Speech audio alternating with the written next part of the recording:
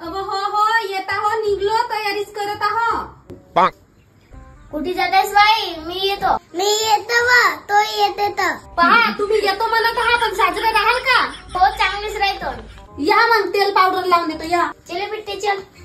पहा बरं, तुम्ही येतो म्हणत आहात पण लोकांच्या घरी इचवीच नाही करायचं हो, नाही तर मी खुंदूनच टाकतो.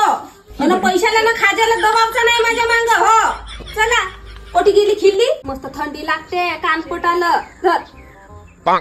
ये रे बकऱ्या. का असं बांधून देतेस?